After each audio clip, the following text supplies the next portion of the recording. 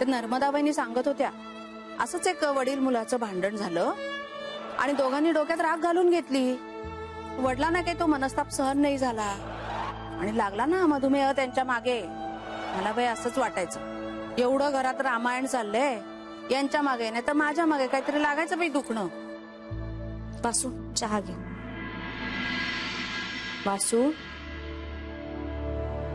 वासू चहा घे ना. काय झालं कॉलेजला नाही जाणार आहेस? मी तुला आठवतंय माई काय म्हणाली होती? काय? हेच की मुलगा आणि नवऱ्याच्या भांडणात कोणाला तरी आजार पण मागे लागलं. तू अजून तोच विचार करतोस? उर्मी या सगळ्याला मीच जबाबदार. माईच्या जीवाशी खेळ झाला. वासू एवढं काहीच सिरियस झालेलं नाहीये. का नाहीये? कसं बीपी वाढलं ना तिचं.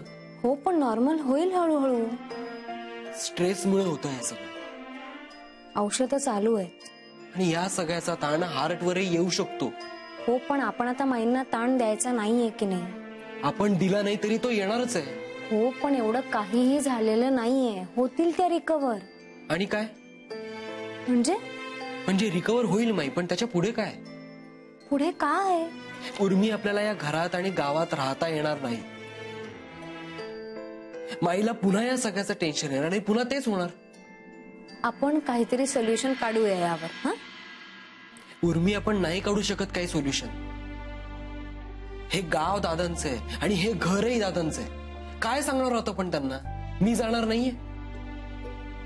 बरं मी असं सांगितलंय तरी माईचा ताण याने कमी होणार आहे का? उलट तो वाढणारच आहे. आणि पुन्हा तेच आपण गेलो तरी प्रॉब्लेम आणि नाही गेलो तरी प्रॉब्लेम.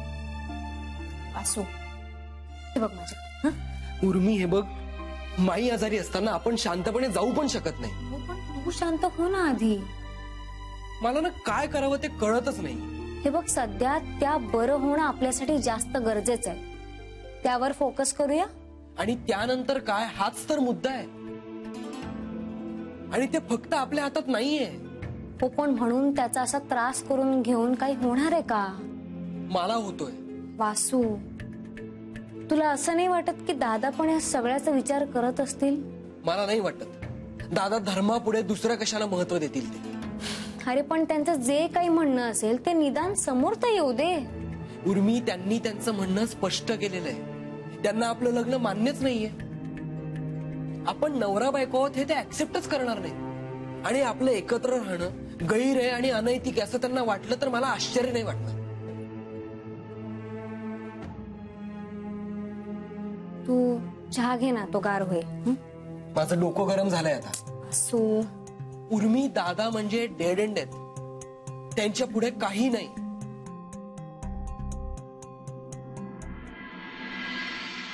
मला तर धक्काच बसला बाई. अगं हे आले ते माझ्या बरोबर मंदिरात आणि आपण म्हणाले मी येतो म्हणून. हे सगळं कसं काय झालं माहित नाही. मला वाटतं माईंसाठी आले असतील ते.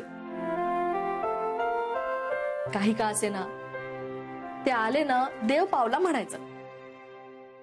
मी म्हंटल होतं ना ते देवस्थान खूप जागृत आहे म्हणून. आता बघा माई अगदी ठणठणीत बऱ्या होतील. काहीही होणार नाही माईंना. मी तसं सांगूनच आले गणरायाला. वंस तुम्ही का हो सगळं जाऊन दादांना दिलं ते फोटो बघूनच खरं तर दादा बिथरले आणि माई सुद्धा घाबरले. तुम्हाला माहितीये ना हो दादांचा स्वभाव काय आहे ते. मी नाही दिलं ते. मग दुसरं कोण देणार? मला नाही माहित. वंसप ते फोटो कोणाकडनं तुम्ही मिळवलं ते फोटो? मी सांगितलं ना कुमुद मी नाही केलं हे सगळं. मला नाही माहित.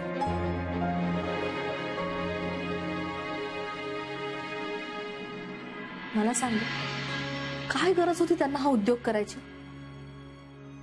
बघितलंच ना केवढं रामायण घडलं ते. बास झालं माहेरपण म्हणावा आता. उगाच आपल्या भावाच्या संसारात येऊन लुडबुड करायची. आपला आपला संसार करा म्हणावा आता. वहिनी असं नका बोलू हो. नाहीतर काय ग, मला सांग, त्यांना काही गरज होती का हा भोचकपणा करायची? तुमच्या लग्नाचे फोटो, तुमच्या लग्नाचा दाखला आणि हे सगळं घेऊन दादाला नेऊन दाखवायचे. काय मिळालं काय त्यांना हे सगळं करून? आणि माई म्हणजे त्यांच्याच आई आहेत ना ग, त्यांच्याबद्दल थोडी तरी माया नको? आपण सुनावत म्हणावं, आपल्यालाही माया आहे. वहिनी अहो त्यांनाही वाटत असेल ना त्यांच्या आईबद्दल. वाटत असताना तर त्या अशा वागल्या नसत्या. वहिनी नाहीतर काय ग, उगाच आपली माहेर येऊन लुडबुड करायची. आपण माईंसाठी काढा बनवूया. मला काय वाटतं माहितीये का उर्मी, दादांनी ना सगळ्यात आधी त्यांना त्यांच्या घरी पाठवलं पाहिजे. म्हणजे केव्हाच्या माहेरी येतं ग त्या. आणि त्यांना बघ ना, त्यांचा नवरा काही विचारतच नाही, म्हणजे एका शब्दानेही विचारला नाही परत कधी येतेस म्हणून. नवरा आहे का नंदी बैल?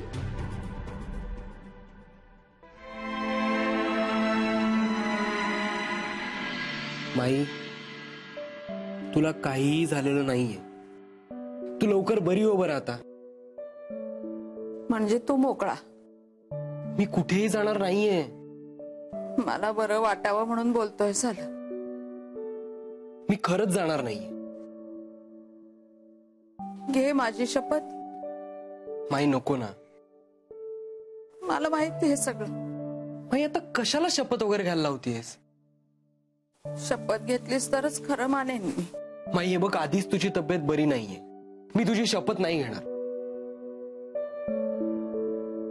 माई असं काय करतेस तू? अगं ऐक ना. कळतंय रे मला सगळं. तू माझ्याबरोबर पुण्याला येतेस का? यांना सोडून? म्हणजे सवाष्णीचं मरण हवंय मला. यांच्या मांडीवर मरण यावं असं वाटतं मला. माई अगं, मरणाची भाषा कशाला करतेस तू? माझी मुलं बाळ माझ्या जवळ हवीत मला मरताना. माझ्या मुलाबाळात माझा जीव आहे सगळा. माझं घर, नवरा, मुलं बाळ सगळी हवीत मला मरताना जवळ. माझी मुलं बाळ हाच माझा मोक्ष आहे. हे असं नको बोलूस ना. तू नको जाऊस वासू कुठेही.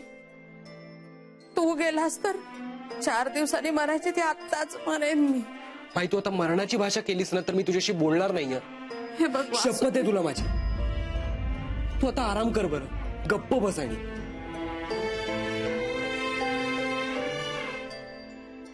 हे बघ माई, मी तुला सोडून कुठेही जाणार नाहीये.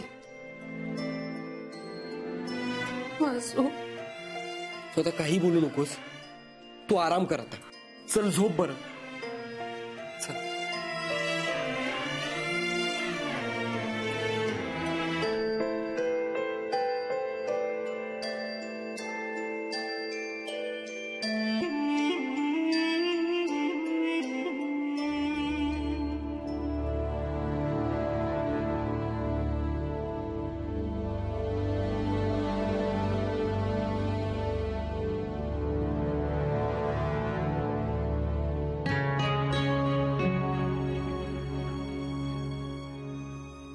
तुला काही मदत हवी आहे का?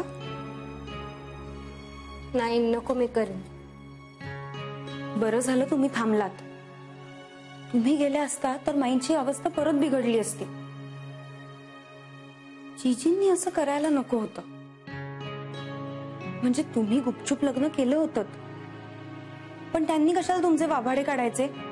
मला नाही आवडलं जीजींचं वागणं. तुम्हाला फार पुळका आहे त्यांचा. बघा आता, त्यांच्या पुढे मीच बरी. तोंडावर बोलते तरी असं मागे पुढे कारस्थान नाही करत.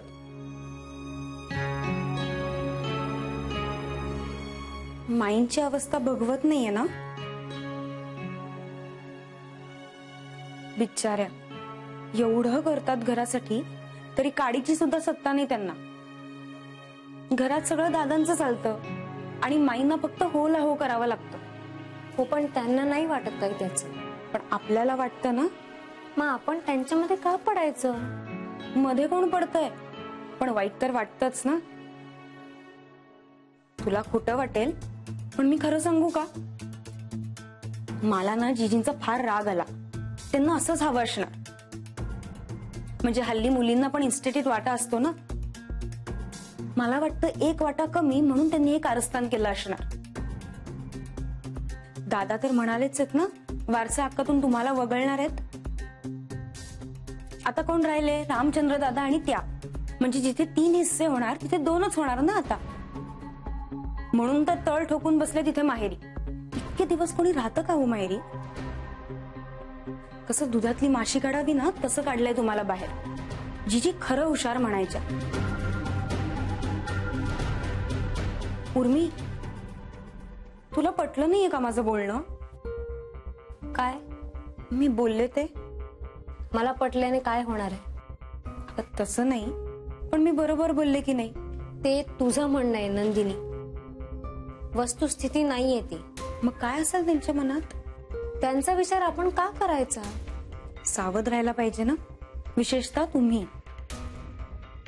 तू पुढचं शिक्षण का सुरू करत नाही? म्हणजे मागे पण म्हणाले होते मी तुला, तुझ्या या हुशारीचा सदुपयोग व्हायला हवा.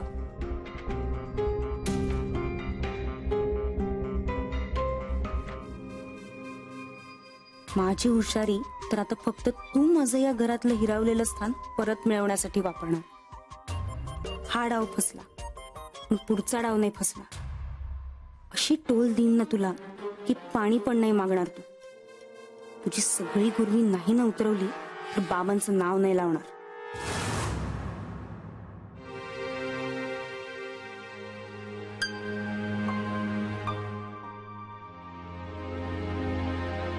वैदिक पद्धतीचा विवाह, मठवाल्यांचं थोतांड. अरे विद्या, हात जोडते रे बाबा मी तुझ्या पुढे. बास झालं ना आता, बास झालं. सीमा, हे बघ, तू यात पडू नकोस. अरे तो परमानंद सुटला सुद्धा. अगं तरी पण लोकांना कळलं पाहिजे. विद्या, अरे आपण अडचणीत येऊ एखाद दिवशी. सीमा, या भोंदू लोकांचा आणि धर्म विकणाऱ्यांचा एवढा सुळसुळाट झालाय की त्यांचा बंदोबस्त व्हायला पाहिजे, माहितीये? अगं मंगळावर पोचले लोक, आणि हे लोक अजून पत्रिकेतल्या मंगळावरून लोकांना लुबडतायत. सीमा, हे सगळं थांबलं पाहिजे. अरे विद्या, आपल्या उर्मीचा विचार कर ना थोडासा. तिचा विचार करूनच करतोय मी हे सगळं.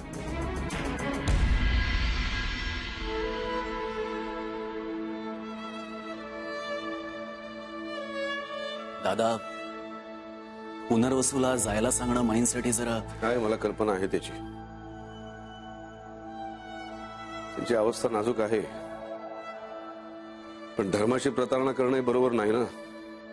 पण त्यांचा विवाह झालाय. त्यांचा विवाह हा विवाह नाही. नाही, मला कल्पना आहे, मला कळतंय तुम्ही काय म्हणताय ते. त्यांचं असं नवरा बायकोसारखं या घरात राहणं गैर वाटतंय आम्हाला. तोंड दाबून बुक्क्याचा मार तसं झालंय आता. गावातली न्यायालयात झालेली लग्न आम्ही अमान्य केली, आणि स्वतःच्या मुलाच्या बाबतीत मात्र मौन पाळणं रास्त नाही. त्यावेळी लोका शिकवे ब्रह्मज्ञान, स्वतः मात्र कोरडा पाषाण तसं झालं. गावाकरता एक नियम, घराकरता वेगळा नियम. असं केलं तर आमच्या शब्दाला काही किंमतच राहणार नाही या गावात. दादा, मी एक बोलू का? म्हणजे रागवणार नसेल तर. बोला. गावाला जो नियम लागू आहे तोच आपण पुनर्वसूला पण लागू केला तर? म्हणजे न्यायालयात जर कोणी लग्न केलं तर आपण त्यांची पत्रिका बघून वैदिक पद्धतीने त्यांचं लग्न लावून देतो सर्वांसमक्ष. तसंच म्हणजे जो नियम गावाला लागू आहे तोच आपल्या घरालाही लागू आहे हे लोकांना पटेल, आणि माईंना पण आनंद होईल. आणि मला असं वाटतंय की आत्ता माईंना आनंदी ठेवणं जास्त महत्वाचं आहे.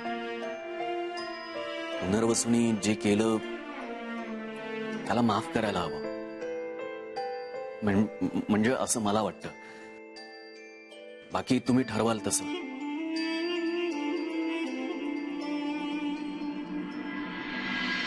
म्हणजे उद्या माझ्या मुलीने मला विचारलं की बाबा, समाजातल्या अनिष्ट गोष्टींकरता तू काय करतोयस, तर मी तिला काय सांगायचं?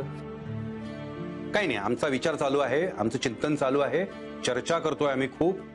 हे असं सीमा, आपण काहीतरी करायला पाहिजे. नुसतं बोलून काही उपयोग होणार नाहीये. आणि हे बघ सीमा, माझ्या एका लेखानं समाज बदलेल वगैरे अशा काही भंपक अपेक्षा नाहीयेत माझ्या. पण माझ्या परीनं मला समाधानच आहे की माझा याच्यात खारीचा वाटा आहे म्हणून. पण माझ्या लेकीला बापाचा अभिमान वाटायला पाहिजे.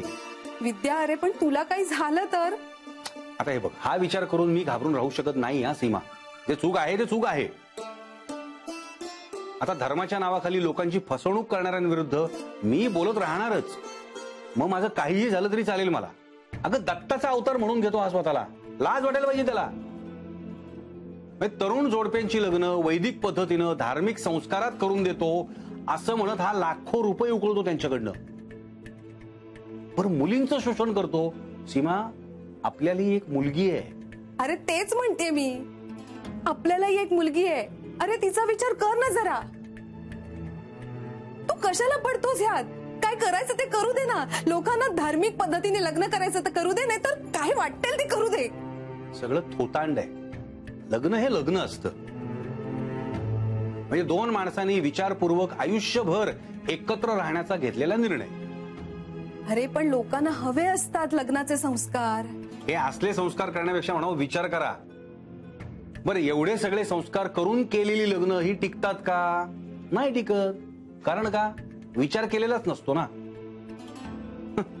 ग्रह बघतायत, अर्ध्यापेक्षा मुला मुलींचे आग्रह बघा ना. उर्मीच्या कानावर घालायला हवंय का सगळं? हो, खरं तर घालायला हवंच आहे.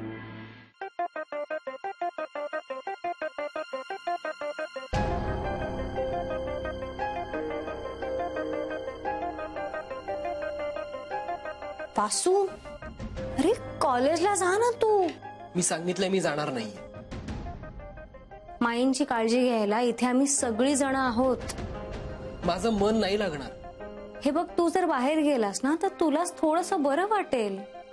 आता माईला बरं वाटल्याशिवाय मला कशानेही बरं वाटणार नाही. वासू प्लीज, फक्त बीपी शूटअप झालंय त्यांचं. पण मनानंही खचलीये ती. म्हणजे? अगं म्हणजे मरणाची भाषा करत होती सारखी. जाऊ नको असं म्हणाली. आता दादांना सोडून ती कुठे येऊ शकत नाही आणि मुलांशिवाय राहू शकत नाही. अशा कशा परिस्थितीत टाकल्या आपण सगळ्यांनी त्या बिचारीला. पण काहीतरी तोडगा निघेल ना? दादांनी नाही काढला ना तर आता आपण काढूयात तोडगा. म्हणजे? उर्मी, तुला खरं सांगू का, मला आता कळलंय तत्व बित्व माणसापेक्षा मोठं नसतं. मी आता माझं सगळं म्हणणं सोडायला तयार आहे. माईपेक्षा जास्त माझ्यासाठी काही नाही. तिच्यासाठी वाटेल ते करायची तयारी आहे माझी. अगं तिने तिचं अख्खं आयुष्य झिजवलंय आमच्यासाठी. आता तिला गरज असताना मी हे तत्व बित्व मध्ये आणणार नाही.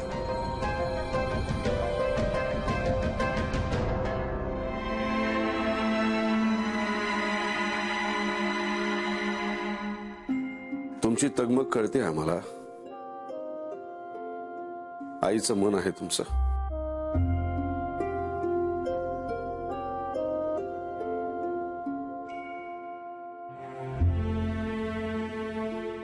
हे बघा, तुमच्या लेकाला आणि सुनेला आम्ही नाकारत नाही आहोत.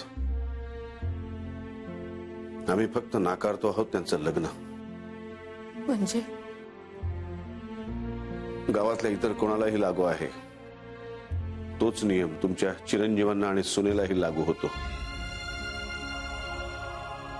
आपण त्यांचं आपल्या मठामध्ये शास्त्रानुसार लग्न लावून देऊया. आता बरं वाटलं?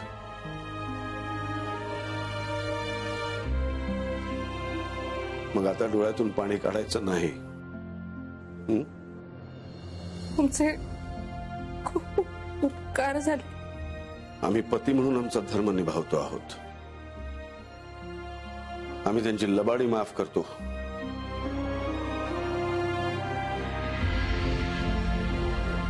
पण आमच्या पद्धतीने त्यांचं लग्न झाल्याशिवाय या गावात, घरात, आमच्या आयुष्यात त्यांना स्वीकृती नाही. हे भाऊ, दादांनी तुम्हाला बोलवलंय. का? ते दादाच सांगतील. काही टेन्शनचं नाहीये ना? नाही नाही, तसं काही नाही. दादा बोलतील तुमच्याशी.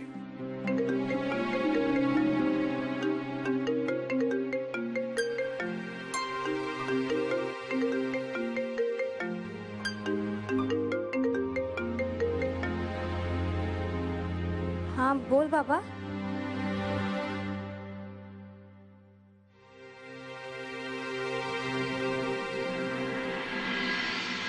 कशी आहेस बाळा? मी छान आहे. तू कसा आहेस? मी ठीक आहे. 2 गोष्टी बोलायच्या होत्या. काय झालं? काही टेन्शन आहे का? नाही नाही नाही, टेन्शन वगैरे काही नाहीये ग. काय ना, जरा वातावरण इकडे तापलंय. म्हणजे? तो परमानंद आहे ना मठवाला, तो स्वामी म्हणतो स्वतःला. काल त्याला अटक झाली आणि आज तो सुटून आलाय सुद्धा. त्यामुळे इकडे सगळं वातावरण जरा. मला सांग, तुझं काही होतं का त्यात? हो, त्याच्या अटकेत माझा सहभाग होता. काय आहे, धर्माच्या नावाखाली लोकांची फसवणूक करत होता तो. हे कंडे दोरे, तंत्रमंत्र, धार्मिक वैदिक लग्न वगैरे, म्हणजे असं बरंच काही. असो, मला काय म्हणायचंय, हे सगळे मठवाले ना हे असेच. त्यामुळे तू जरा सावध राहा. म्हणजे? म्हणजे अलर्ट राहा. आणि हो, मुख्य म्हणजे ना, या कर्मकांडांपासून जरा लांबच राहा. हे बघ, माझा प्रॉब्लेम काय झाला माहितीये, म्हणजे मी सतत या मठवाल्यांच्या विरोधात कारवाई करत असतो, लिहित असतो. आणि माझी मुलगीच कुठल्या तरी मठवाल्याकडे गेलेली आहे म्हटल्यानंतर या लोकांना बोलायला चान्स मिळतो ना. नाही नाही, पण काळजी करण्यासारखं काही नाहीये. मी त्यांना ठणकावून सांगतो, माझी मुलगी तिकडे जाऊन कर्मकांड वगैरे काही करत नाही म्हणून. म्हणून मी म्हणतोय, जरा तू सावध राहा. हो हो बाबा. या कर्मकांडांपासून तू जरा लांबच राहा बरं का. हा, म्हणजे तो मठ, त्या पूजा अर्चा याच्या आसपास सुद्धा फिरकू नकोस. नाहीतर लोक माहितीये, म्हणजे सुतावरून स्वर्ग गाठून मी कसा फ्रॉड आहे हे सिद्ध करायला मागे पुढे बघणार नाही. त्यांना काय एक चान्स हवाय फक्त. आणि बरं का, ते तुझा माग काढत तुझ्या इथे पण येतील. त्यांच्या हाती काही लागू देऊ नकोस.